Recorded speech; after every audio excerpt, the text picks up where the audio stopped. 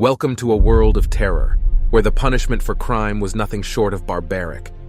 Medieval executions ranged from breast ripper to knee splitter. These brutal methods were meant to deter criminals, but were not always successful.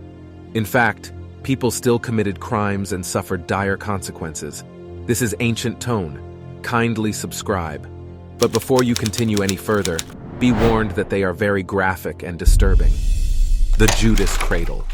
This Italian design was so cruel that it was also called the Judas chair. A prisoner would be lowered over the pyramid-shaped seat using ropes, and the point of the pyramid would be put into the anus or vagina. The orifice would be stretched and put under a lot of pressure, which would cause lasting damage.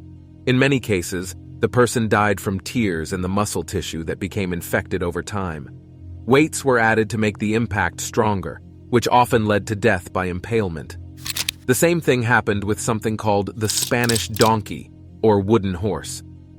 The victims had to sit on the triangular horse and put all of their weight on their crotch, which sat on the angle's point. Saw torture. This was a way to kill someone by cutting them in half either lengthwise or crosswise through the middle of their body mass. This was done by either cutting the person in half across the body or along the length of the body. Hair of anguish. During the Middle Ages, this horrible device was used to punish women who were accused of causing a miscarriage. It was also used to punish people who lied, said bad things about God, or were gay. The device was put into one of the prisoner's orifices, the vagina for women, the anus for gays, and the mouth for liars and blasphemers, which is why it's also called the choke pear. The device had 4 metal leaves that slowly moved apart as the top screw was turned by the torturer. The torturer could use it to tear the skin or mutilate the victim by making it as big as possible. It didn't kill people very often, but it was often used after other kinds of torture. Breaking wheel. This torture tool, which was also called the Catherine wheel, was used to kill and torture prisoners who were to be put to death in public. Usually it looked like a big wagon wheel with spokes that went in all directions. Criminals were tied to the wheel and had their arms and legs beaten with a stick or iron cudgel. Because there were holes in the wheel, the arms could give way and break. Worryingly, the time a person could live after being broken could be long. In some cases, victims lived for several days before dying from their injuries. Iron chair. During the Middle Ages, this torture tool was used a lot.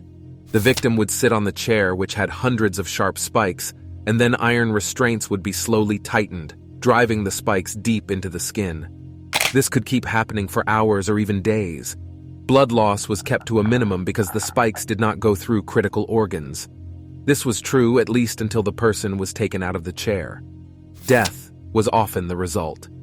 The iron chair was often used as a form of psychological torture. When victims were forced to watch other prisoners being beaten with the chair, they would often confess. Headcrusher. It's pretty clear what it means.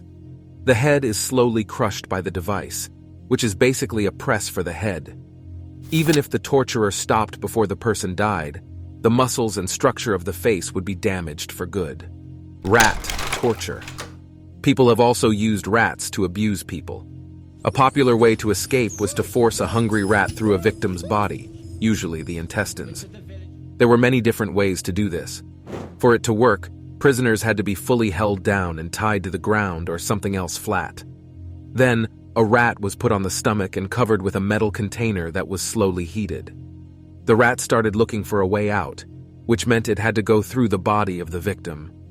It normally took a few hours to dig through the body, which led to a painful and horrible death. Coffin torture. During the Middle Ages, this was one of the worst ways to be tortured. The suspects were put in a caged coffin, which stopped them from moving at all. The length of time depended on the crime. For example, slander was a crime that could lead to death. People who were angry would often mock and hurt the victims by putting them on show for everyone to see.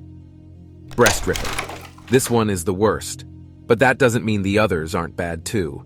It was mostly used on women who were suspected of adultery, self-abortion, heresy, blasphemy, or being witches.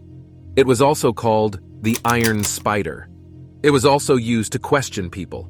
The torture device, which was often heated, had 4 claws that were used to slowly and painfully rip the breasts off. The tool would be fastened to one of the woman's breasts. Her children sometimes got blood on them. If the woman didn't die, she would be scarred for the rest of her life. Knee splitter. This device was popular during the Inquisition. It was made of 2 sharp wood blocks that were put in front of and behind the knee. The blocks, which were held together by 2 big screws, could be turned and brought close to each other, breaking the knee underneath. With this method, the knees would be useless. The spikes on the blocks ranged from 3 to 20, and the number often depended on the crime and the prisoner's standing. We hope you liked this video. Subscribe to the channel if you're a history addict, and please let us know what other people or time periods we should talk about in this series. Also, watch this other video.